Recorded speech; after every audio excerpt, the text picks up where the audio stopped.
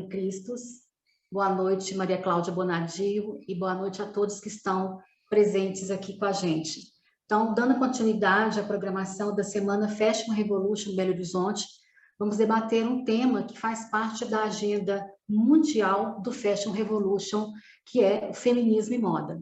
Para quem está chegando agora, a Semana Fashion Revolution faz parte do movimento internacional Fashion Revolution, presente em mais de 100 países e que tem promovido debates, oficinas, campanhas e outras ações abordando temas que possam contribuir com reflexões e mudanças de mentalidade em consumidores, empresas e todos os profissionais da cadeia produtiva e criativa da moda. Entre os temas abordados, a gente tem trabalhado com direitos humanos, sustentabilidade social e econômica, antirracismo, políticas públicas culturais para o setor e feminismo, que é o assunto central do debate de hoje. E quero lembrar para vocês também que o tema hoje diz respeito ao fato de que 75% de mulheres fazem parte da cadeia produtiva da moda e apenas 15% ocupam cargos de liderança no setor, né? E em relação à moda e feminismo, essa relação é bem complexa, como a gente vai ver. Há momentos históricos de divergência e convergência entre os dois campos pela história da moda e a história do feminismo. E por isso eu vou começar conversando com a professora e doutora em História e pesquisadora em estudos de gênero, Maria Cláudia Bonadio. Maria Cláudia, muito obrigada por ter aceitado o convite e participar dessa mesa com a gente. Obrigada, Valéria. Boa noite, né? Para a Valéria, para a Miriam, para todas as moças aqui presentes, né? É um prazer, né, estar aqui, tentar de alguma maneira colaborar, né, com algumas reflexões aí sobre o tema. E como eu disse para a Valéria, né, quando ela me convidou, eu pensei em iniciar minha fala a partir de uma provocação, né? Então, eu vou pedir para a Lívia passar aí o meu slide, né? E, a partir dele, acho que a gente pode abrir a conversa, porque eu queria provocar um pouco.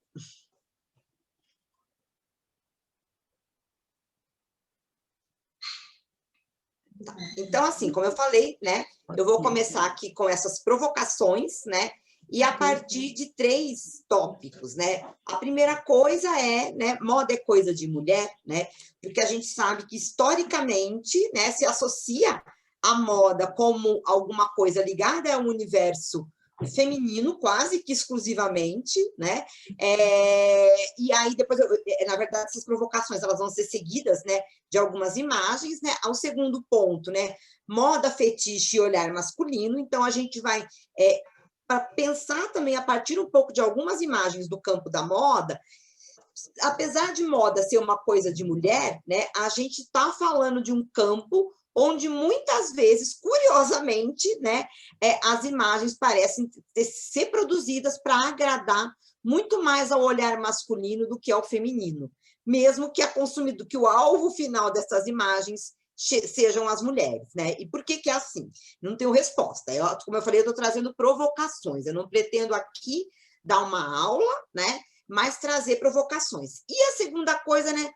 Moda e feminismo, né? E por que essa interrogação, né? É porque alguma coisa que de uns anos para cá vem aparecendo repetidamente em algumas coleções de grandes marcas, mas a gente pode considerar aquilo moda e feminismo, sobretudo quando a gente tem outras imagens no campo da moda, né, que dominam talvez muito mais do que essas ações que vêm acontecendo. É claro que eu não estou reduzindo ao tema as imagens que eu vou mostrar aqui, as proposições que eu estou colocando, como eu falei, são provocações, tá? Então, por favor, pode passar, né, a primeira imagem. Eu acho que isso. Então, aqui eu comecei, né? Não, a volta a primeira, por favor. Livre, pode pressa. Então, eu comecei, né? A primeira imagem que eu trouxe é uma ilustração lá do final do século XIX, né? Do Bon Marché, que é uma das primeiras lojas de departamentos parisienses, né? As lojas de departamento que eu estudei no meu mestrado, né, elas ficam conhecidas como o Palácio das Mulheres, né, porque ela é exatamente esse espaço na cidade, mas porém protegido, né? Um espaço assim, com certas regras, né? Onde em tese todo mundo pode entrar, mas não é bem isso. E essa ideia de comprar, né, está muito associada com o feminino. Então, esse espaço ele vai vender outras coisas também, mas ele vende sobretudo tecidos, ele vende sobretudo itens ligados à moda, e é esse espaço onde a mulher pode circular livremente. Não à toa, Émile Zola escreveu também no século XIX O Paraíso das Damas, né, que é um romance que se passa numa loja de departamentos. Então, assim, eu tenho a impressão de que a partir do 19, né, que essa questão do século 19, que essa justa associação, né, entre mulher, consumo e consumo de moda, né, ela vai aparecer. Pode passar a próxima imagem. E vai se firmar, né? Vai se firmar. Aí, nessa imagem, é uma imagem que mostra, né, às 5 da tarde, né, na Maison Pacan, que é uma casa de moda, de alta costura, no final do século XIX, lá em Paris, né? E aí, também no final do século XIX, a gente vai ter a instituição da alta costura, que não é só a produção, como muita gente pensa, de roupas chiques e elegantes, né? Mas uma nova maneira de produzir moda, né? Onde as roupas são pensadas com antecedência, você tem os desfiles de moda, e até a metade do século XX, a alta costura praticamente, ao lado do cinema de Hollywood, que aparece depois, é a principal lançadora de moda. E as casas de costura só fazem roupas para mulheres. Então, essa casa cheia de mulher elegante, né, é alguma coisa que também, como eu falei, vem da loja de departamento, vem da alta costura, esses grandes motores da moda, e se estende, pode passar, né, até questões mais recentes, né? Então, quando a gente tem, né, mas já no século XXI, né, filmes hollywoodianos, né, como eu trouxe o caso da Beck Bloom, né, que deriva de um livro, né, que vai falar desses delírios de consumo dessa mulher que compra demais, que é muito ligada às compras. A gente não tem, até onde eu sei, um filme parecido onde um homem seja protagonista, né? E aí é interessante porque, ao mesmo tempo que a moda se dirige à mulher e ela é a sua grande consumidora, ela também é a consumidora muitas vezes descontrolada, né? Então, como eu falei, eu vou colocando alguns temas. Pode passar. E isso acaba sendo consagrado, né? Por exemplo, em Sex and the City, né? Que você tem essas mulheres todas grifadas, né? O tempo todo, que realmente estão sempre muito, né? Aí elegantes. Tem o famoso episódio que, né? O Manolo, né? Da Carrie vai ser roubado e ela fala meu Manolo, né? Então são mulheres sexualmente liberadas, né? Mas muito ligadas ao consumo. Como eu falei, são provocações só para, né? Enfim, a gente e conversando. Pode passar a próxima imagem. Aí, né, quando a gente para olhar a fotografia de moda na contemporaneidade, né, a gente tem uma exploração muito grande do corpo da mulher, muito grande, né? E, no meu entender, é uma coisa que ainda se faz presente, apesar de eu não ter feito uma pesquisa minuciosa a respeito disso. Como eu estava contando para a Valéria antes da gente começar aqui a nossa conversa, né? Em 2015, quando teve aquele caso horroroso de um estupro coletivo de uma garota numa favela do Rio de Janeiro, né? E ficou, né, todo mundo comentando a respeito daquilo, eu lembrei de imediato, né, que a gente tem imagens de moda que exploram em demasia o corpo da mulher, a violência contra a mulher, né, que naturalizam essa violência, e que tudo isso é visto como uma imagem bacana, legal, né, porque a moda é provocadora, né, mas até que ponto isso é só uma provocação, e por que se esse mercado vende especialmente para nós mulheres, essas imagens são tão presentes, né? E aí, nessa época, eu até fiz uma postagem no Facebook que viralizou, teve 5.000, a única vez que eu fiz uma postagem com 5.000 curtidas, né? Nem tenho 5.000 seguidores, mas foi tanto compartilhamento, né? E aí, a primeira coisa que me lembrou também é que eu encontrei uma vez também, né? Esse teste, né? Fashion or porn, né? Quer dizer, muitas imagens de moda que você não sabe se é moda ou pornografia, né? E uma pornografia para homens, tá? Então, assim, comecei com essa imagem do teste para falar, né, um pouco disso, mas pode passar a próxima imagem, né? Aí aqui, né, é uma campanha, né, da American Apparel, né, que, né, now open, né, e a mulher de perna aberta e com essa insinuação, e é uma marca que vende basicamente para mulheres, né, e que investe nesse tipo de publicidade. pode passar, mulher liberada. Liberada, né, até que ponto?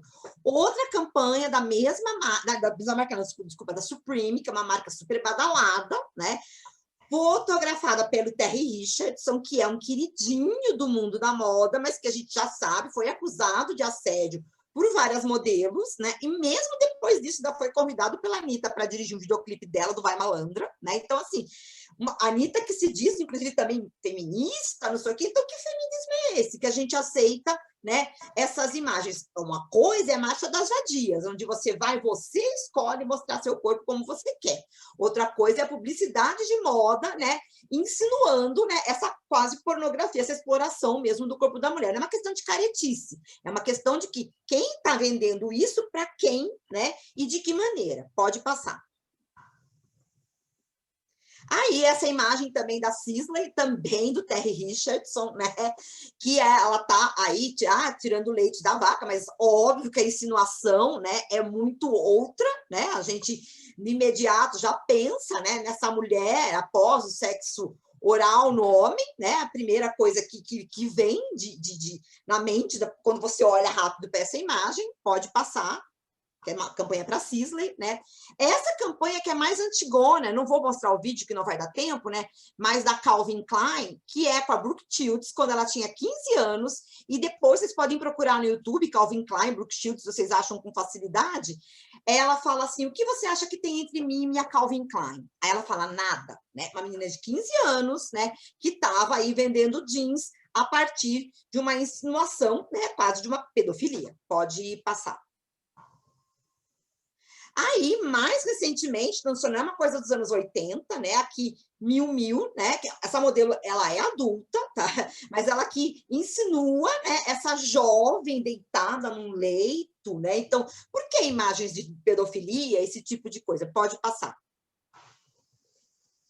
E essa campanha, que é super trash, né, que é de uma marca italiana, e que foi fotografada no Rio de Janeiro, né, aí em 2009, e que até na época o secretário, acho que de turismo do Rio de Janeiro, reclamou da propaganda porque disse que passava uma imagem ruim da polícia, mas nada falou sobre as mulheres, né, e as mulheres nessa abordagem um tanto quanto coercitiva, né, pode passar.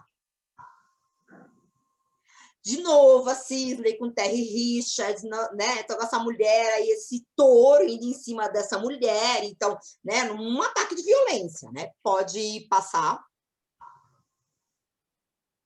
E aí, né? Para finalizar a provocação, né? Quando então a gente tem aquelas imagens, gente, eu selecionei porque eu tenho um banco delas, tá? Assim, inclusive algumas que eu não trouxe aqui, que insinuavam estupro, e que aí estão vendendo roupa para homem, né? Mas essa daqui são marcas, eu selecionei as que vendem para mulher, né? E aí, mais recentemente, quando a gente fala, a moda agora tá feminista, o que a gente tem? Uma camisetinha, né? Então, assim, essas camisetas que várias marcas, como a Dior, né, que é uma marca que se consagrou por voltar, né, por dar um passo para trás na moda feminina lá na década de 40, né? Essa camiseta realmente é alguma coisa que a gente pode considerar feminismo enquanto imagem, considerar que a moda é uma coisa que a gente não consome só o produto em si, mas a gente consome imagem de moda.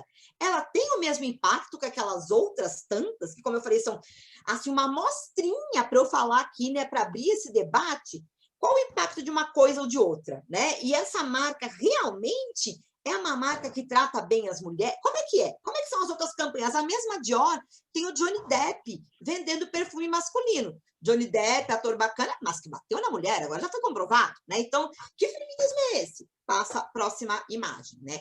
E que aí a gente vê que não tá só, né, na Dior, mas meio que se espalhou, assim, por diversas marcas, né? Então, aqui é um costureiro que desfila em Nova York, né? Mostrando o mesmo tipo, né? Yes, né? We should be all feminists, né? Enfim, muito obrigada, não sei o quê. Então, assim, passa a próxima. De novo, umas camisetinhas, né?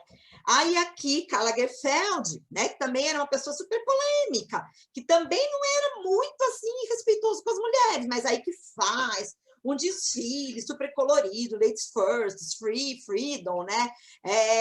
History is her, né? Então, assim, até que ponto isso realmente vai mudar ou está mudando alguma coisa? Passa, né? E aí, né, eu trouxe também, para complementar e para terminar, né, a L Feminista, né, de 2015, né, que aí talvez seja onde eu veja um pouco mais de mudança, né?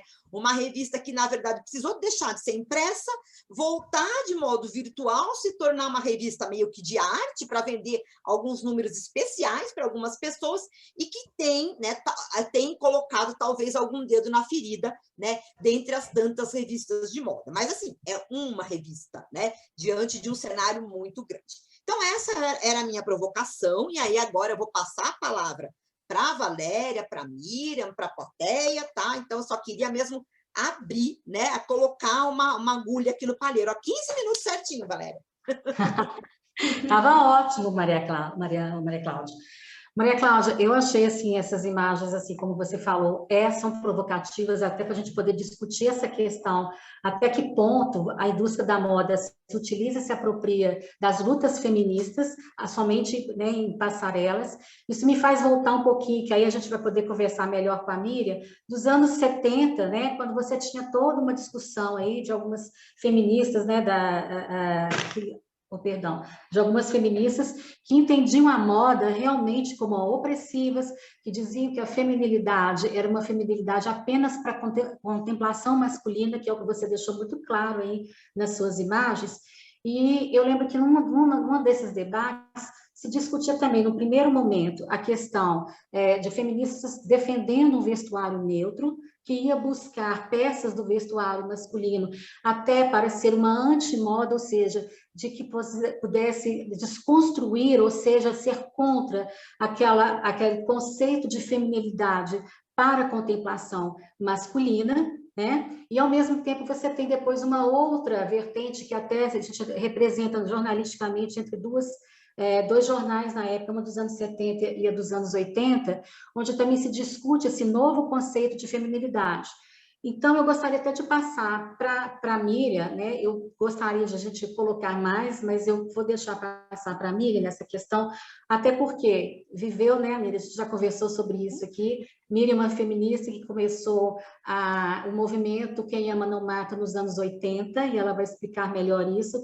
E viveu também essa questão do vestuário, né, de entender essa construção, porque algumas mulheres entendiam que se você ficar bela, significava uma forma de você concordar ainda com essa estética de contemplação masculina, né? E, ao mesmo tempo, entender como que você pode ver alguma resistência ou alguma potencialidade da moda, né? Desconstruindo esse binarismo aí de gênero na moda, que sempre colocou um papel no vestuário masculino, separando aí os papéis sociais aí. Miriam, boa noite. Boa noite. Obrigada por você estar aqui com a gente. Conta um pouquinho aí essa questão do Quem Ama Não Mata, até, inclusive, quando ele volta em 2018, volta com o tema de incluir essa relação de moda e feminismo no campo, né, na história do Quem Ama Não Mata, e a sua experiência aí nos anos 80, que a gente de vez em quando tem discutido sobre esse imaginário aí. Uhum. Bom, eu vou falar um pouquinho, as imagens realmente são muito interessantes, depois a gente dialoga sobre elas, né, sobre esse limite entre fazer a crítica e também não cair no conservadorismo, né, que também é um limite perigoso, mas eu vou voltar até um pouquinho antes, eu vou voltar para 75, porque as origens do Quem Ama Não Mata, na minha opinião, estão lá em 75, quando a gente faz um debate sobre a questão da mulher no Diretório Central de Estudantes da UFMG. Eu estou falando não para voltar nesse debate, mas para a época, porque um pouco antes, você tinha ali Mary Quant, você tinha a moda estava muito empolgante naquela época, de forma muito criativa, muito interessante. E 74, 75, você tem uma rejeição do feminismo pelo mundo da moda. E, como disse Renato Janine Ribeiro, numa palestra, da qual eu acho que nunca vou esquecer, você tem que contextualizar as questões para você não cair no pecado do anacronismo, que é você esvaziar as questões quando você lança um olhar do presente em direção ao passado. Então, ali em 74, nós feministas, né, eu sou representante da segunda onda do feminismo, a gente rejeitava realmente o mundo da moda porque realmente era a ditadura da moda. Posso dizer que quando eu tinha 9, 10 anos de idade, eu já tinha preocupação, quando eu via aqueles filmes de Hollywood, como que uma mulher poderia ficar bonita para o seu marido durante 24 horas por dia. Eu ficava pensando, será que ela acorda e ela vai correndo para o banheiro e se pinta? Como é que é isso? Quer dizer, isso na cabeça de uma menina de 9 anos. Então, e conheço pessoas, né, da minha família que as mulheres se penteavam, aquele penteado, chamava de holandesinha, botava laque, e às vezes a pessoa passava 10 dias dormindo com 2 ou 3 travesseiros, que era para não desmanchar o penteado. Realmente você tinha uma imposição de você ser bonita sempre, o tempo todo. Você estando triste, você estando alegre, você estando cansada, e aquilo ali era outra face também da disponibilidade sexual. Você está bonita e você está disponível. Então, quando a gente começa em 75, naquele debate que eu mencionei, aqui como um grupo de estudo, a gente começa, num primeiro momento, a rejeitar um conceito de feminilidade, de uma feminilidade que é calcada todo sucesso na aparência, né? Você estar sempre bonita e sempre disponível sexualmente. Isso é muito importante a gente lembrar. Então, você tem que contextualizar para você entender certos gestos históricos que foram perpetrados ali, cometidos. A famosa queima dos sutiãs, por exemplo, tem gente que fala que teve, não teve. Eu já vi imagens e eu sempre digo, se queimou exatamente, não sei, mas está muito bem queimado, porque o sutiã era uma peça que era também, de uma certa forma, útil para muitas mulheres, mas para outras não era, e era uma forma de também esconder o corpo da mulher. Você não poderia ter vestuário algum onde o mamilo da mulher pudesse se insinuar, era considerado uma coisa assim, muito obscena. Então, quando nos meus 20 anos, eu vou para a universidade, eu vou para uma FAFIC, uma Faculdade de Filosofia e História e Filosofia de Belo Horizonte, que era, assim, digamos, o lugar mais radical da mudança de costumes em Belo Horizonte, em Minas Gerais. E a gente abole o sutiã, aquilo é também um ato político. Agora, naturalmente, ao mesmo tempo, então, quer dizer isso, né? Quer dizer, você tem esse contexto da rejeição de um autoritarismo da moda. Você tem, não se pode esquecer, o movimento hippie, que era muito importante nessa época, e ele preconizava um despojamento, era uma crítica ao capitalismo, né? A forma capitalista das pessoas se relacionarem, se amarem, a construção das famílias, era uma coisa muito utópica, né? Mas o movimento hippie, em termos de moda, ele também, de uma certa forma, espraiou aquela noção daquelas saias indianas, daquelas sandálias, de uma moda de muita simplicidade, muito despojamento. Esse é o segundo, digamos, vetor. E o terceiro também, que é muito importante, é que no Brasil a gente estava em plena ditadura. E ao estar nesse momento histórico de resistência e de tentativa de derrubada da ditadura, você também tinha esse ideal de despojamento, de fazer uma luta política, então, realmente, vestida da maneira quase que guerreira, né? Você era a calça jeans, uma camiseta Hering e um tênis. Era isso. Agora, ao mesmo tempo, quando eu olho para trás, eu acho um pouco de graça no seguinte aspecto. A gente rejeitava a moda, a gente usava calça jeans, a camiseta, mas éramos todas muito jovens. Então, a juventude, ela é sempre bonita de qualquer jeito. O problema é você, com 50, 60, 70 anos, usar uma calça jeans e se sentir bem, tudo bem, se sentir. Mas quando uma jovem está lá com seu cabelo comprido, bonito, a sua pele maravilhosa, vestida de calça jeans, camiseta sem sutiã, isso continua sendo muito atraente aos olhos dos homens. Então, a gente, apesar que a gente se subordinava contra essa forma estática, né, de feminilidade, do que é ser feminina, maquiada o tempo todo, arrumada o tempo todo, Também não esquecer também da influência até da Brigitte Bardot nessa época, porque ela vem com modelo de anti-vamp. A Brigitte Bardot ela traz para o Brasil, inclusive quando ela vem aqui e fica em Cabo Frio, né? Em Cabo Frio ela fica com o Bob Zaguri, ela se veste com a calça jeans dele e uma camiseta listada. Se não me engano, sem sutiã também, a Brigitte Bardot. Então, você já estava rompendo com aquele padrão hollywoodiano das vamps, das piteiras, da boca vermelha, etc, etc. Então, a Brigitte Bardot vem com essa noção também desse despojamento, né, enfim, daquela imagem dela que até hoje é tão contemporânea, tão bonito, né, aqueles cabelos tão revoltos, sem pintura, sem nada, e aquele ar meio infantil também. Mas, enfim, dando um salto no tempo, né, Valéria? Então, você tem, nos anos 80, o grande ato da Igreja São José, onde a gente preconizava duas coisas: a redemocratização do país, e a palavra de ordem era que a democracia comece em nossas casas. Porque a casa não era o lugar da democracia, não era o lugar do acolhimento, era o lugar onde a mulher sofria violência. E quem denunciou isso fomos nós, as feministas mineiras, a nível nacional e internacional. A casa não é o lar, é onde as mulheres são muitas vezes maltratadas, humilhadas de todas as formas, e às vezes no extremo são mortas. Então você tem esse grande ato da Igreja São José, tem uma repercussão nacional, aquele ato tem uma potência tão grande que até hoje ele reverbera no imaginário e cria essa palavra de ordem: quem ama não mata, que aparece pichada no muro do colégio mais tradicional de Belo Horizonte naquela época, que era o Colégio Pio XII, sob a forma se ama, não se mata. Logo depois ela transmuta, né, para uma frase mais sucinta e mais forte, né? Quem ama não mata.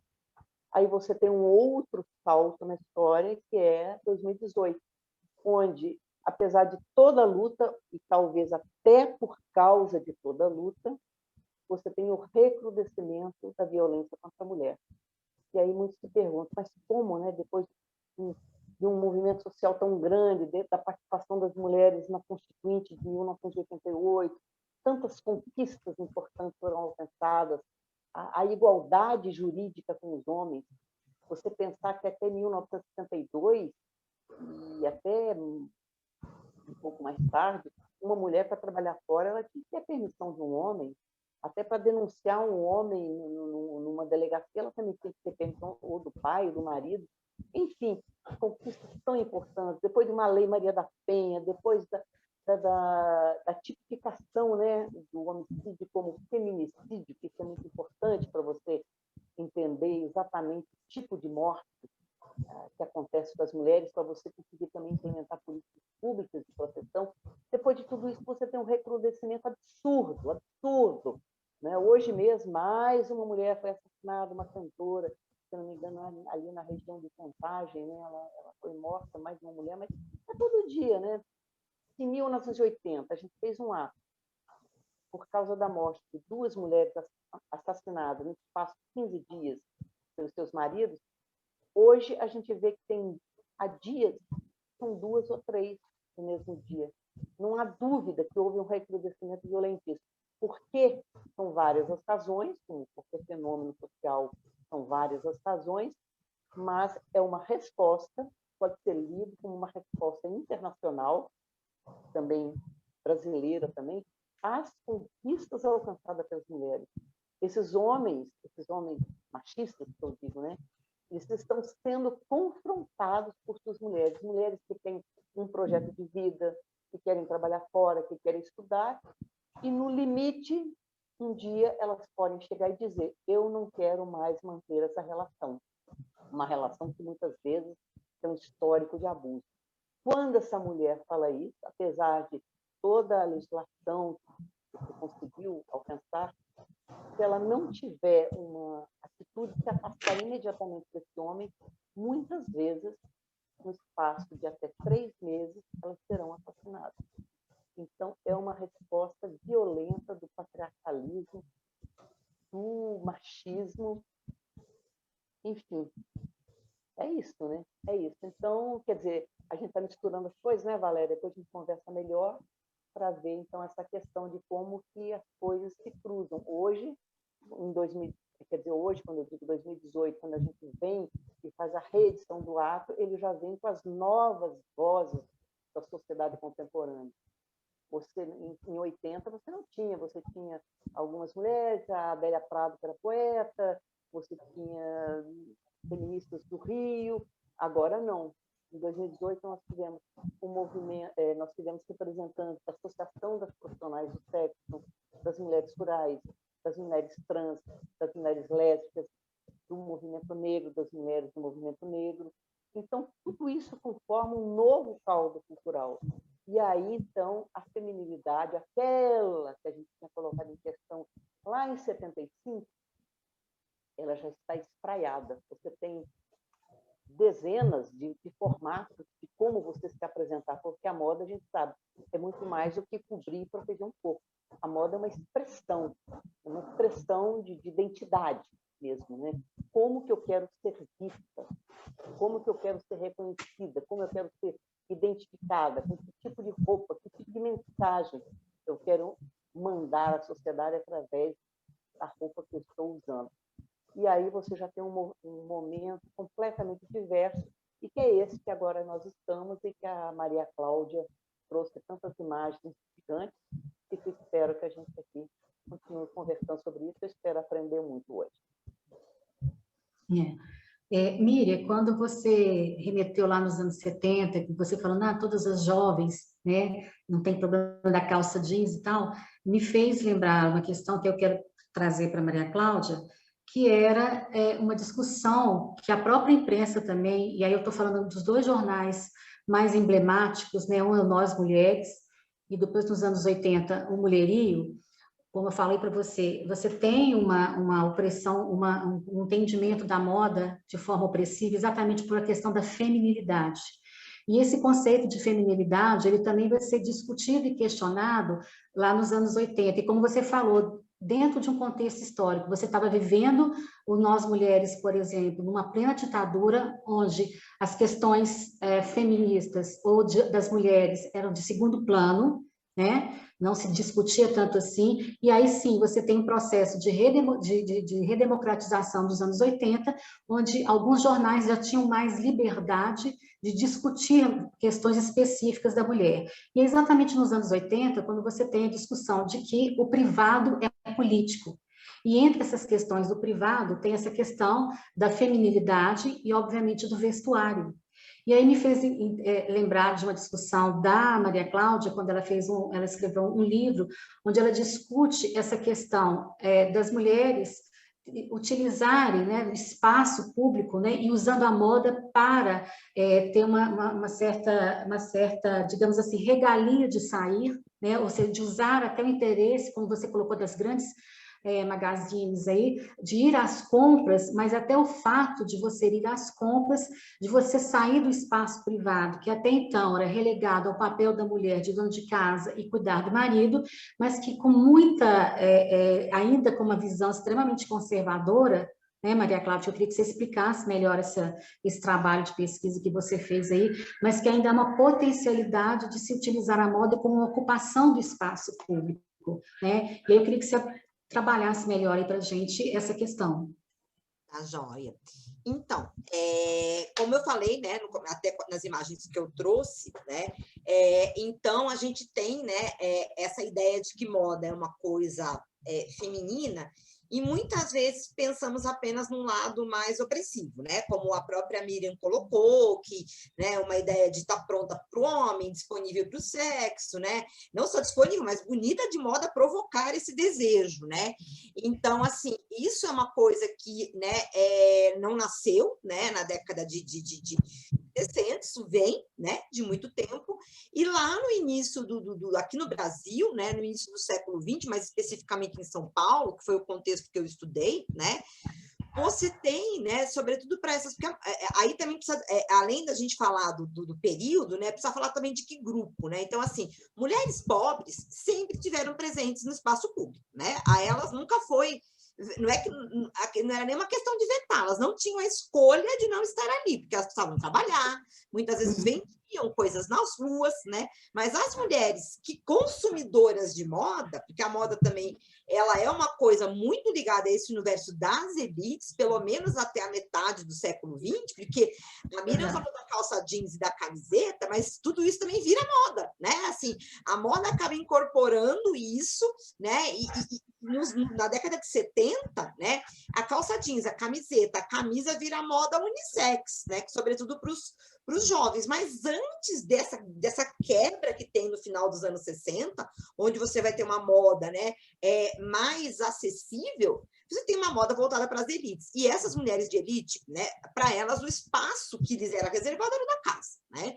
Então, elas tinham que ser ali aquela pessoa, não que essa mulher de elite, ela não cozinhava, né, não limpava, ela administrava, né, a casa. E dentro dessa ideia de administrar, de cuidar, né, comprar é cuidar, né? Comprar é parte desse cuidado. Então, a mulher acaba tendo as lojas de departamento que surgem na Europa, né? Na segunda metade do século XIX, já no Rio de Janeiro, em Belém, né? Também na segunda metade do XIX, em São Paulo, no início do século XX, como esse ambiente que convida a mulher, que de uma certa maneira, né, protege essa mulher, mas ao mesmo tempo acaba sendo um espaço, né, para ela sair de casa. E aí eu costuro com uma ideia que não é minha, né, mas é da Gilda de Mello Souza, né, que escreveu O Espírito das Roupas, que a gente também tem que enxergar a moda como uma forma de realização pessoal para a mulher, né? Então, para essas mulheres das elites, ainda que, né, ela precisasse estar na moda, né, para ser aceita, porque ela podia ser diferentona, falar, eu vou quebrar com as regras aqui, vou ter o meu look, né?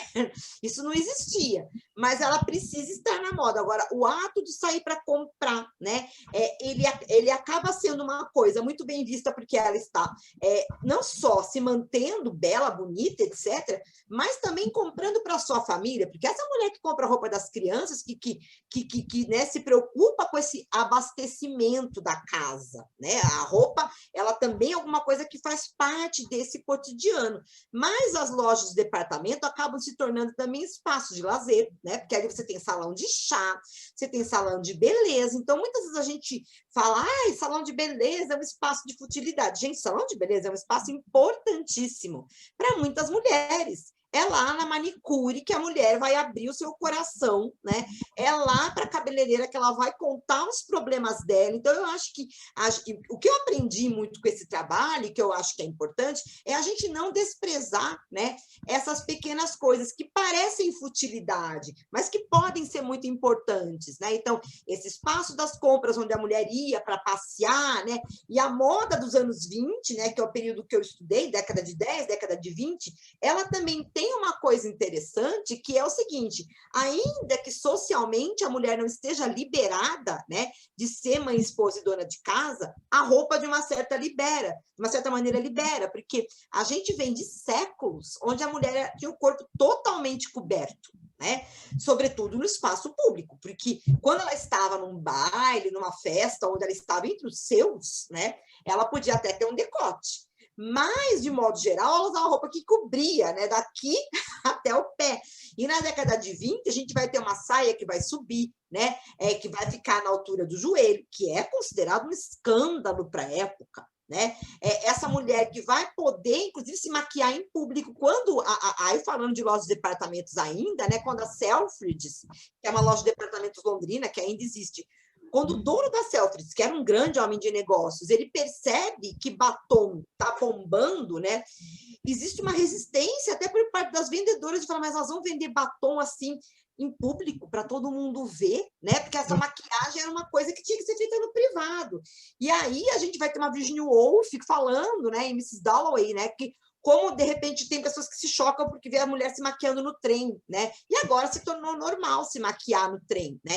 Então, a mulher ela acaba ganhando, através da moda, algumas liberdades que, ainda que estejam restritas às aparências, são algumas liberdades, né? Então, assim, essa roupa que é mais cômoda, né, que permite um deslocamento com maior facilidade dessa mulher moderna que, né, que está nas cidades, porque aqui, eu falei, no Brasil eu estou falando mais de um ambiente de elite, até porque a gente ainda não tinha muito uma classe média, uma camada média nesse período, né? Mas nos Estados Unidos, essas melindrosas, elas pegam metrô, elas pegam bonde, né? Elas estão se deslocando, né? Eu estou falando metrô, mas metrô eu sei que na Europa já tinha, não sei se Nova York já tinha, né? Mas bonde, com certeza, né? E aí, como diz uma cronista, né, da revista que eu estudei, a revista Feminina, né? Que não era feminista, era feminina, mas ela era uma revista conservadora, mas que tinha uma cronista de moda muito, assim, avant-garde, né? Ela dizia o seguinte, como é que a mulher que vai, né, para o trabalho, ela segura a bolsa, a alça do bonde e segura a saia, né, para poder, né, ali se deslocar no bonde. Então, não, que bom que a saia encurtou, porque a saia que arrastava no chão, né, não trazia essa liberdade de deslocamento, né? Então, esse é um momento realmente bem importante para a moda. Não sei se eu respondi a tua pergunta, acabei falando tanta coisa, né? É muita ideia. Não, que bom, tá ótimo. Miri, você quer fazer alguma intervenção? Uma intervenção pequenininha já em cima das imagens que ela trouxe, não é? Como eu te disse, Maria Cláudia, é uma questão muito complexa, eu acho que passa ali talvez até pela psicanálise, coisa que eu não domino, mas assim, já estudei um pouco, você também deve ter estudado, quer dizer, você sentir-se feminina, sentir-se bem, sentir-se bonita, você precisa realmente do olhar do outro. Pode ser uma mulher na ponta, mas de maneira geral a gente está falando de uma mulher que realmente ela busca esse olhar do homem, não o tempo todo, ela não é escrava desse olhar, né? Então, eu fico realmente na dúvida, como te disse, é isso que eu queria te perguntar também, Maria Cláudia, se ao fazer essa crítica, né, a um certo modo erótico de se vestir, um decote de fendas que realmente estão ali para atrair, né, o olhar do homem. Eu me lembro do que é o Barthes falando, né, o Roland Barthes, que qualquer fenda, o decote ou a saia, na verdade, ele transporta o olhar para o sexo. Para o sexo. Aquela fenda, aquele decote, ele atrai para o órgão sexual, o sexo. Então, você tem esse desejo de atrair o olhar do outro e essa crítica, às vezes, eu fico com receio de cair num conservadorismo. Eu me lembro de um movimento que teve nos anos 80, que chamavam, não sei se Valéria se lembra, não, Valéria não é muito mais jovem, mas eu já ouvi falar das Senhoras de Santana.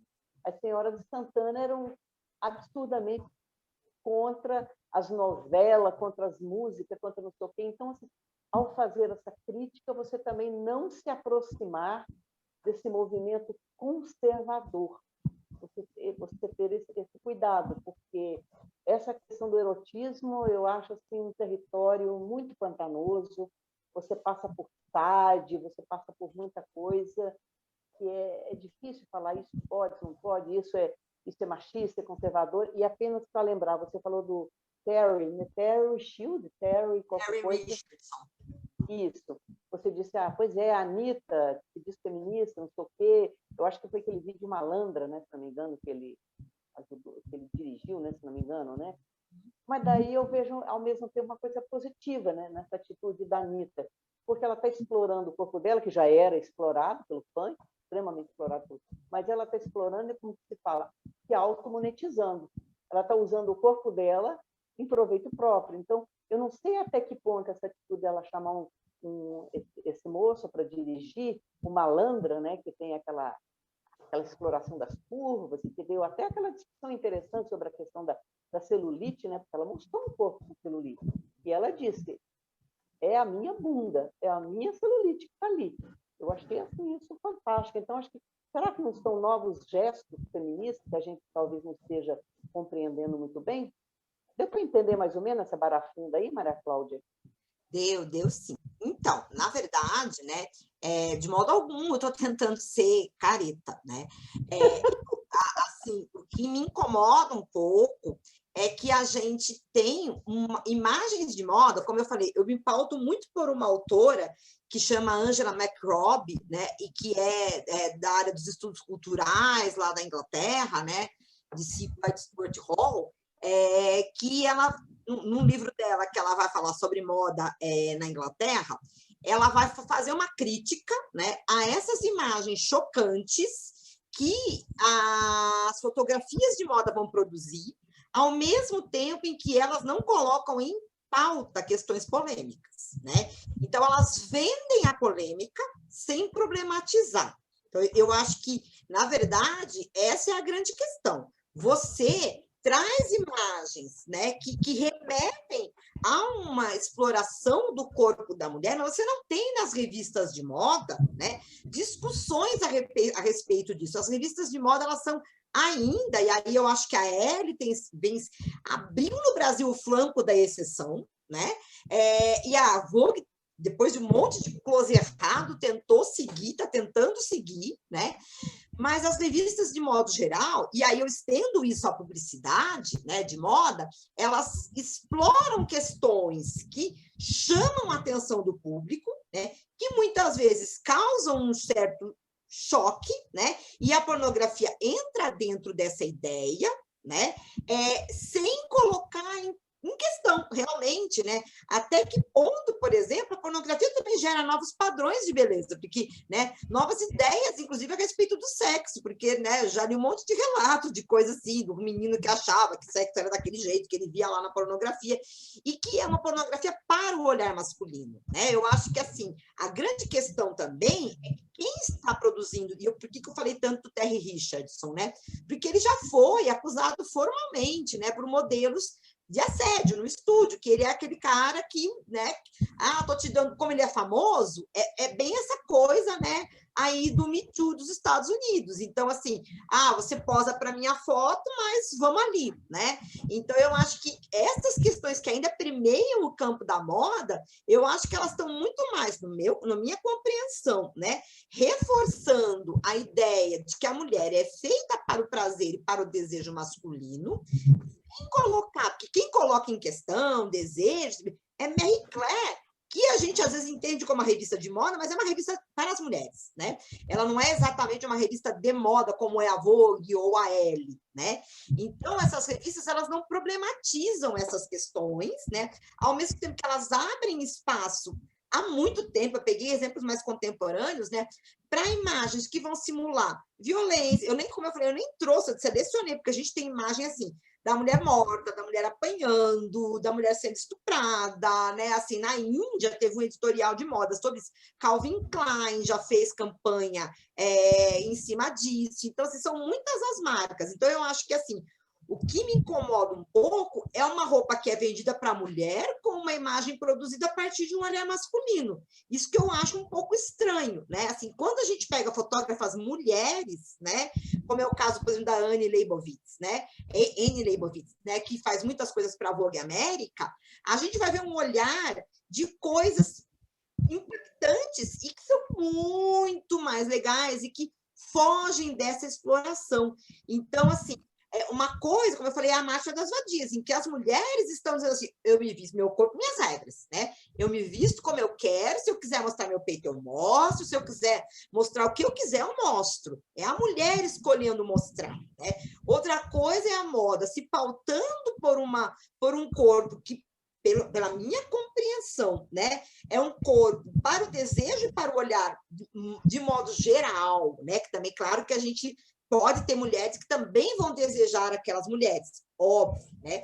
Mas que, de modo geral, apenas replicam, né, imagens já clássicas, né, produzidas para um universo masculino. Então, o que eu estou clamando aqui, e até quando eu comecei a pesquisar, meio que informalmente, né, porque a gente que está na universidade tem a pesquisa que a gente põe no lápis e tem a pesquisa que a gente faz na cabeça da gente, né? Eu comecei a pesquisar sobre isso e eu vi que teve, em Veneza, uma mostra de fotografias de moda só feitas por mulheres, acho que em 2016, para pensar assim, como é que a mulher olha para a moda, uma vez que esse é um campo ainda muito dominado pelo esse olhar masculino. E aí eu estou trazendo Laura Mulvey, né, realmente essas autoras que trabalham com isso lá, ainda nos anos 70, e também só fechando o raciocínio, né? Porque a mesma Angela McRobbie, né, que essa autora que eu comecei falando dela, que eu falei isso no começo, mas volto a enfatizar, né? A gente acaba consumindo essas imagens, a gente vê essas imagens e absorve isso, né? E essas imagens, essas marcas trabalham com imagens, às vezes, de exploração do corpo da mulher, de uma violência contra a mulher, para vender para mulheres. Então, assim, na minha compreensão, acaba sendo uma coisa um pouco estranha, né? Eu, pelo menos, não me identificaria com esse tipo de... Aliás, nem tenho como consumir essas marcas, estão todas muito caras, né? Mas, de modo geral, me parece estranho, sabe? Me parece uma coisa, assim, incoerente, né? Essa incoerência que eu quis colocar mais em questão. Agora, assim, é isso, eu acho que se fotógrafas mulheres fizerem isso de acordo com outras mulheres, sem molestar essas mulheres, e for uma coisa que as mulheres querem, acho incrível, né? Mas é que, de modo geral, são coisas produzidas por homens com esse olhar, né? De uma exploração desse corpo de diversas maneiras. Mas, como eu falei, é polêmico mesmo, é para ser polêmico. Isso é bom, isso é bom. Maria Cláudia, baseado nessas imagens que você trouxe de grandes desfiles, de grandes criadores, de usar a passarela para tentar um agendamento aí, dizendo, né, das t-shirts aí, né, o futuro é feminista, e aí a gente realmente discute aqui essa questão. Claro que quando você tem uma passarela e você tem esse movimento, a gente entende até em termos de publicidade, que é um agendamento, ainda que seja raso, e a gente sabe que a realidade no cotidiano é bem diferente da prática. Eu estou te falando isso quando a gente... É um conceito que me incomoda muito, e eu gostaria até que você falasse sobre isso, a gente tem discutido isso aqui, inclusive dentro do Quem Ama Não Mata, é a expressão pós-feminismo. Então, eu tenho acompanhado alguns artigos acadêmicos, inclusive do próprio Dobras aí, que você é editora, e a gente tenta acompanhar essa discussão, li alguns artigos sobre essa denominação, e eu queria que você explicasse, né, em alguns artigos, e essa terminologia mesmo acadêmica, do que seria esse pós-feminismo no campo da moda, no sentido de que a gente tem discutido também dentro de grupos de moda, dessa discussão da diversidade. Segunda-feira mesmo eu fiz um debate sobre a questão de uma tentativa de construção de um plano setorial municipal de moda aqui em Belo Horizonte. Uma das discussões que nós fizemos é exatamente uma diversidade, onde mulheres de todos os corpos, com todas as etnias, elas pudessem ser representadas por criativos e novos criativos aqui.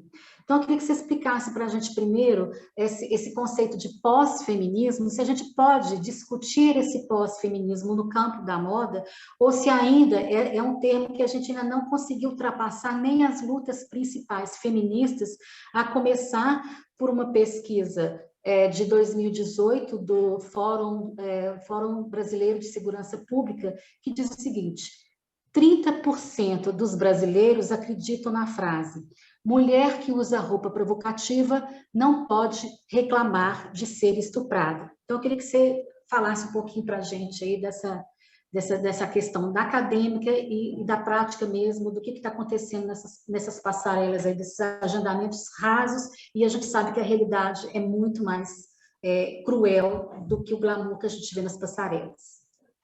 Eu vou falar, mas antes eu só queria falar uma coisa que, quando a Miriam estava falando, eu anotei, né? E ela falou, da queima de sutiã, né? E a Elizabeth Wilson, que é uma pesquisadora britânica, ela é bem senhora, eu tive a oportunidade de vê-la ao vivo, até fui meio assim, tietona, sabe? Num congresso em 2018, nossa, Elizabeth Wilson, ela ficou me olhando, tipo assim, que essa louca, né? Mas é porque foi realmente uma grande felicidade. E ela fala, né, que ela escreve sobre moda e ela é feminista, e ela fala como ela foi criticada no primeiro momento, porque ela escreveu nos anos 80, né? E ela diz, olha, eu nunca vi, né, essa queima de sutiã, mas não importa, que independente de ter queimado, ter tido um dia que as pessoas chegaram, jogaram o sutiã ali, a simbologia disso, né, o fato das mulheres abrirem mão durante um bom tempo de usar sutiã, né, isso para muitas mulheres deixar de ser uma norma social, é muito mais importante de ter tido realmente um ato de queimar sutiã ou não, né? Eu acho que essa grande liberdade, né? Eu acho que os anos 70 trouxe para muitas mulheres, né? Então, eu acho que não todas, né?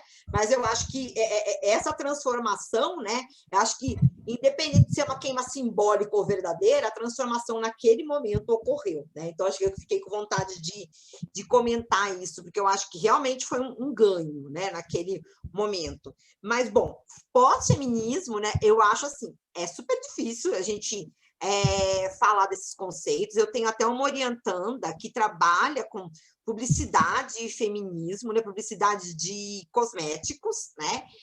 E quanto mais eu leio o trabalho da Tayane, mais eu me sinto desautorizada, né, a dar palpite, porque, assim, você vai lendo, e ela realmente está lendo todas as teóricas, né, e aí eu vou me pautar muito a partir, né, das discussões que eu tenho tido com a Tayane, a partir da leitura do trabalho dela, né, que aí ela até, depois da qualificação, a banca até perguntou, mas a gente pode falar no Brasil de uma terceira, de uma quarta onda? A gente saiu da segunda onda no Brasil, né? Porque uma coisa é cena lá fora, outra coisa é aqui dentro, que a gente, como você falou, a gente tem tantas pautas, né, ainda por resolver, né?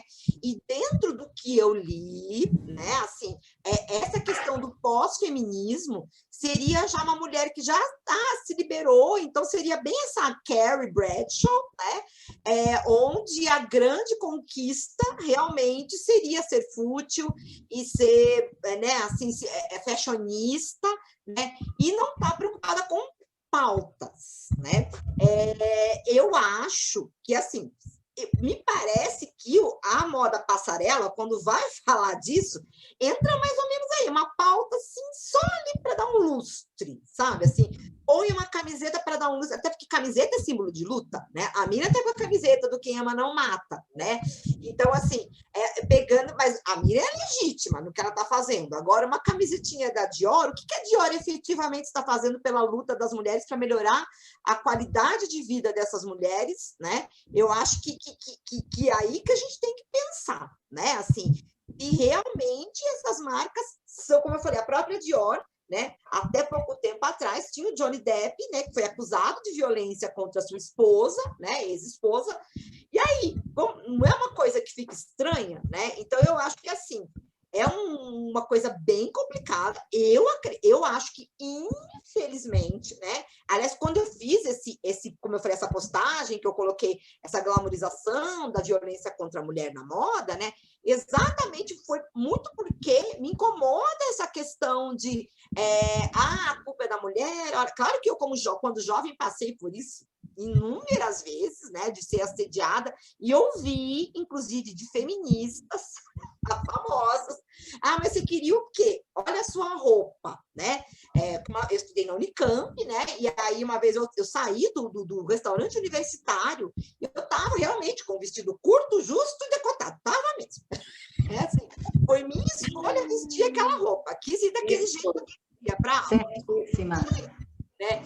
E aí eu fui almoçar meio tarde, e aí acho que era período de férias, um cara começou a me seguir e apalpar os órgãos genitais dele, do bandejão, do restaurante universitário, até o meu instituto. Aquilo foi me dando um desespero, né? Finalmente eu consegui me livrar dele entrando dentro de uma sala, assim, dando um tempo lá, e aí acabei ouvindo isso, né? Eu não vou falar o nome da pessoa, mas enfim, acabei ouvindo essa colocação. Para mim me espantou muito, vindo de uma feminista. Né? Então, assim, até as próprias mulheres às vezes falam esse tipo de coisa, e a gente sabe que é isso, que, né, tem muitas pesquisas, vocês conhecem isso muito mais do que eu, né, de que a mulher está vestida até aqui, né, e mesmo assim é atacada. Por exemplo, eu posso até dar testemunho, eu tinha 16 anos de idade, indo para a escola, né, fui pegar o ônibus de camiseta do colégio, calça jeans e tênis, ou seja, nada que fosse com a minha compreensão, né, provocativo.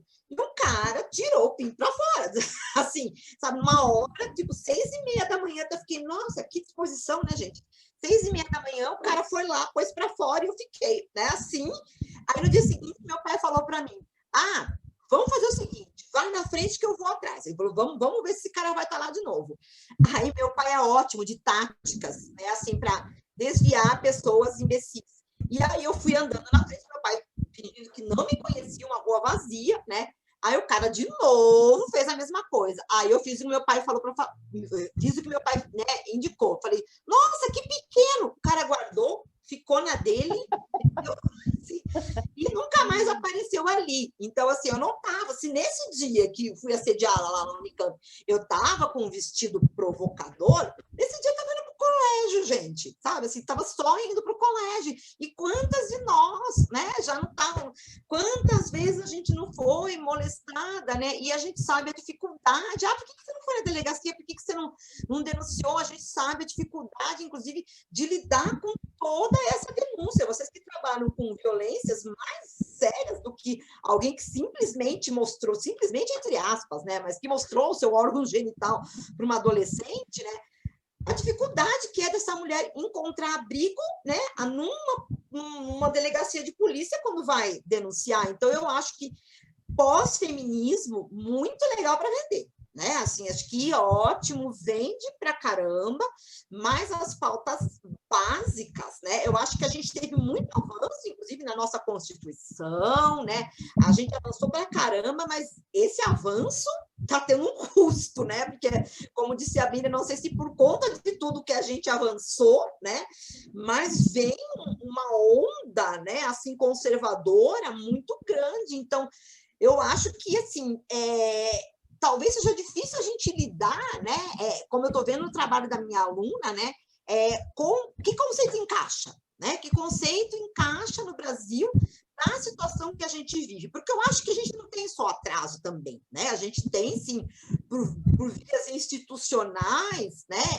Uma vontade de atraso muito grande, mas, por outro lado, né? Eu que sou professora universitária, né? Já aí há quase 20 anos, né? Eu vejo, por exemplo, né, as minhas alunas, os meus alunos, meus alunos, né, muito mais liberados para menino ir de saia, né, pintar as unhas, usar maquiagem, né, menina namorar menina, menino namorar em público. Quando eu era estudante, eu não tinha, estudei nos anos 90, né, e assim, era muito raro. Então, eu vejo, por outro lado, né, as coisas acontecendo. Agora, quanto mais acontece, parece que mais incomoda, né? Não sei se eu respondi, falei tanta coisa, desculpa, toda hora eu vou, me empolgo, né? Me desvio da questão. Valéria, posso falar com uma pequena... Bem, só complementando isso que a Maria Cláudia falou, essa questão de pós-feminino, eu acho até irônico, né, a gente estar preocupada com o pós-feminino num momento histórico onde as mulheres estão sendo mortas nesse recrudescimento de violência, se falar que sei lá, que as pautas foram alcançadas, que não há mais essa necessidade do feminismo. Eu acho que, pelo contrário, como a Maria Cláudia falou e como a Flávia Biroli, né, que é uma pensadora lá de Brasília, da ciência política, ela mostra que existe uma grande onda conservadora internacional. Nós estamos vivendo neste momento. Você tem países como Hungria, Polônia, tantos outros, onde você está tendo um retrocesso imenso em relação à questão das mulheres. Basta dizer que na Hungria, até a questão do estudo, é proibida a questão do estudo de gênero. Você nem pode fazer pesquisa sobre a questão da situação da mulher. E no Brasil, depois das últimas eleições, né, que foram calcadas muito em cima dessa onda conservadora, dessa pauta que supostamente defende a família, né, porque o feminismo foi eleito, inclusive, o inimigo público número 1 da família, das crianças. Você falar em pós-feminismo, para mim, é um contrassenso. Sinceramente, eu acho que mais do que nunca o feminismo está sendo necessário. Na verdade, Miri, você até adiantou que eu ia fazer o comentário da Maria Cláudia e passar para você, era exatamente essa questão. Eu acho que esse termo pós-feminismo é exatamente o que você colocou, nós não conseguimos nem alcançar as lutas básicas ainda, haja vista o exemplo dessa pesquisa que é recente, de 2018, né? E, ao mesmo tempo, Miri, eu queria passar para você a questão que nós acabamos de ganhar, e acho que não tem nem 2 meses, que é a questão que o Kenyamu Mata estava lá em 1980, que é a tese da legítima defesa da honra, e entre essas questões da legítima defesa da honra era a desmoralização da mulher por meio do vestuário. Então, eu queria até que você falasse um pouquinho aí dessa conquista que 40 anos depois do caso do Upstreet, a gente conseguiu vencer essa luta, essa batalha, né? Mas só para mostrar como que esse conceito realmente de pós-feminismo, eu acho que sim, infeliz, eu acho que até uma coisa meio de backlash mesmo, sabe? Que não é possível você ter uma defesa de algo que a gente nem conseguiu ainda o básico, e o exemplo maior é de 40 anos depois conseguir, né, que essa tese fosse derrubada, e eu queria que você explicasse, até porque a gente está finalizando aí com o nosso horário aí, Miriam, por favor. É uma coisa relativamente simples, né? O tempo histórico é outro, né? Não é o tempo da mídia, não é o nosso tempo. Então, quando a gente fala em 40 anos, é como dizia o George Harrison, você estala os dedos e já se passaram 40 anos. Você estala os dedos e George Harrison nem está mais aqui conosco, né?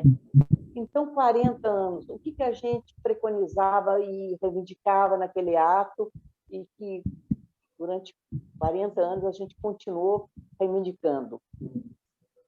Você citou um dos exemplos, a questão da legítima defesa da honra, que tinha acabado de ser usada de uma forma brutal pelo assassinato da Ângela Diniz. Foi a peça mais brutal que eu já vi, jurídica, do defensor de Doca Street, culpabilizando a própria Ângela pela sua morte, pelo seu comportamento, por ela ter conduzido aquele homem maravilhoso que era o Doca Street, é um gesto translocado desse. Quer dizer, a vítima sendo culpada da própria morte, onde ela nem está mais para se defender. E muitas vezes é o comportamento dela, é a roupa que ela vestia, a maneira dela seduzir os homens. Então, o homem, em vez de se afastar, ele se sente atingido na sua honra, em vez de se separar, de se divorciar, de se separar, ele vai e mata essa mulher. Então, lá, a gente reivindicava o fim da legítima defesa da honra. E quando que nós conseguimos que essa figura jurídica, porque não é uma lei, é uma figura jurídica, que ela fosse banida dos tribunais? Agora,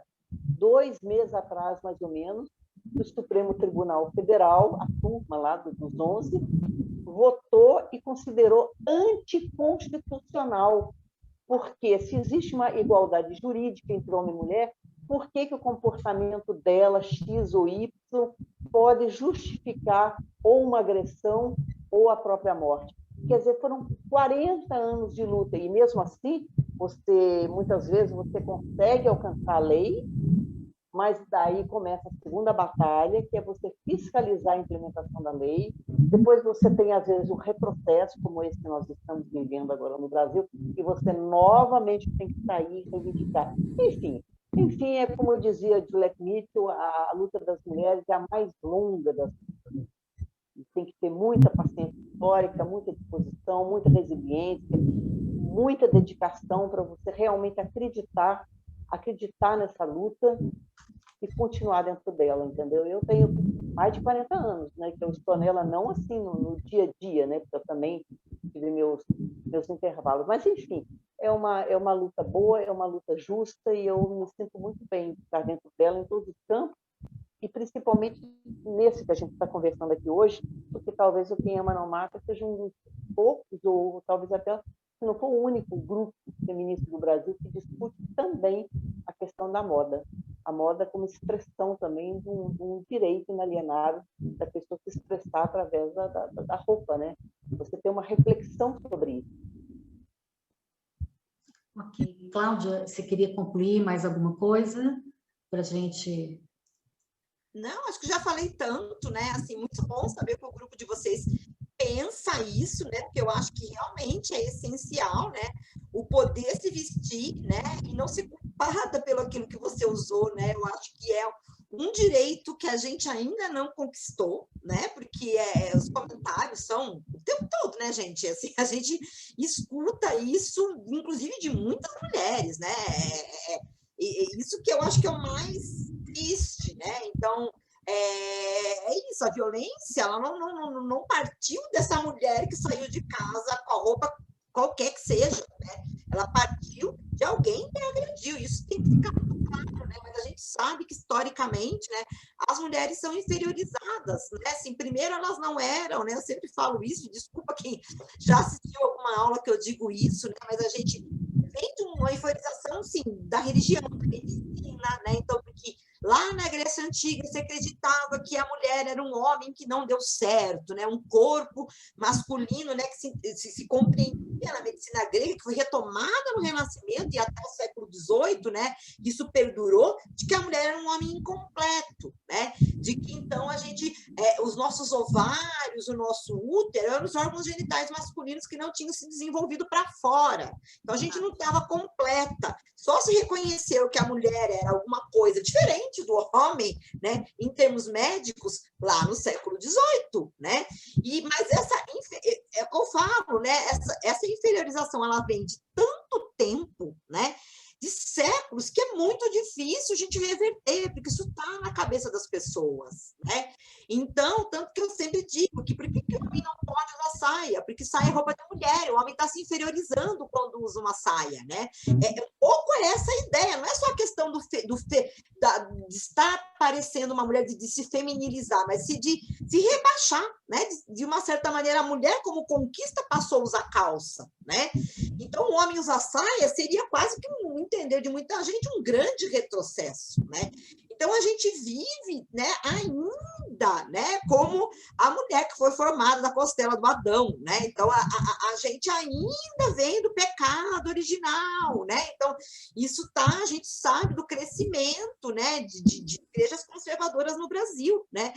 Então, é isso. Como disse meu pai, que é um jornalista também, intelectual, lá do interior de São Paulo, né? Ele sempre fala, não dá para dizer que a luta acabou, porque se a luta acabar, vem alguém e derruba tudo que a gente fez. Então, a gente tem que lutar e lutar e lutar sempre, né? Então, eu acho que é isso, né? Contem comigo sempre para essas lutas, porque isso é realmente o objetivo de vida. Eu jamais conseguiria, né, fazer uma história da moda careta, porque não dá para mim, né? Eu acho que, assim, eu cheguei nisso exatamente porque eu não me conformava com o fato de você ter que ter um corpo na moda, de você não poder usar roupas assim ou assado, né? E está sendo julgado o tempo todo, e eu acho que é isso, né? Que bom que o grupo de vocês pensa isso, parabéns, né? Por tudo que vocês fazem, né? Que eu sei que não é pouco, né?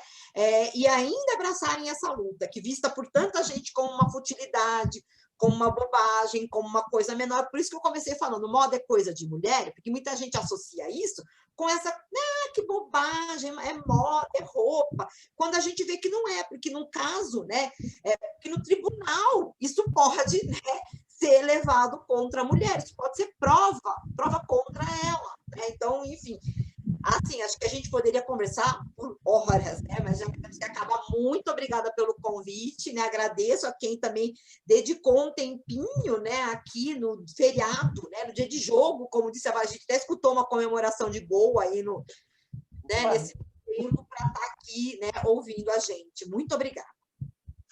Gente, eu que agradeço em nome do Fashion Revolution Belo Horizonte, Lívia Monteiro, que está aqui fazendo a transmissão aqui para a gente, agradecendo demais, Miriam Cristos, Maria Cláudia Bonadio, exatamente reforçando aqui por um dia de jogo no feriado, vocês estarem disponíveis para fazer esse bate-papo, tem muito mais coisa para a gente poder fazer. Maria Cláudia, que bom saber que a gente pode contar com você aí, tanto do Quem Ama Não Mata, quanto do Fashion Revolution. Miriam, para quem quiser acompanhar as ações do movimento Quem Ama Não Mata, os endereços, Facebook, Instagram.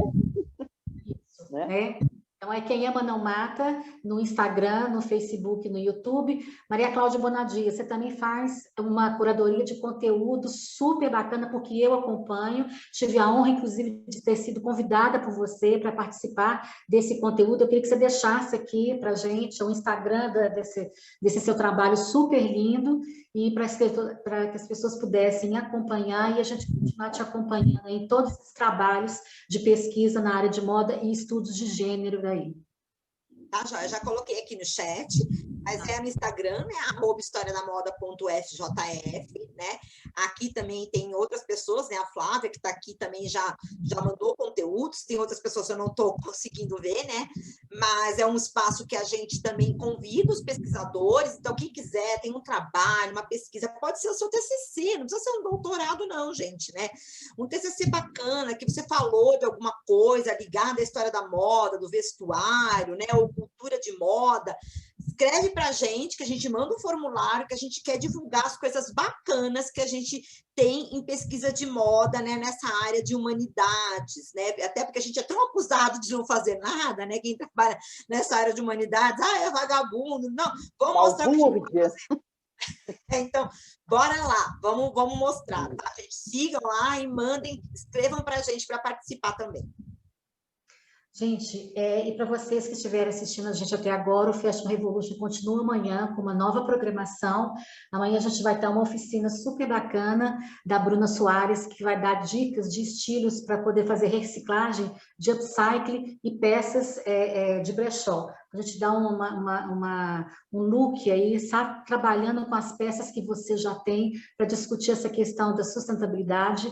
E mais ainda, até domingo, a gente também tem um outro bate-papo para discutir matérias-primas sustentáveis na utilização pela indústria produtiva da moda aqui no Brasil. Acompanhe a programação nossa no Fashion Revolution Digital Belo Horizonte pelo Facebook e você tem também o Instagram Fashion Revolution Brasil. Gente, obrigada, boa noite e a gente aguarda você em mais outra semana Fashion Revolution BH.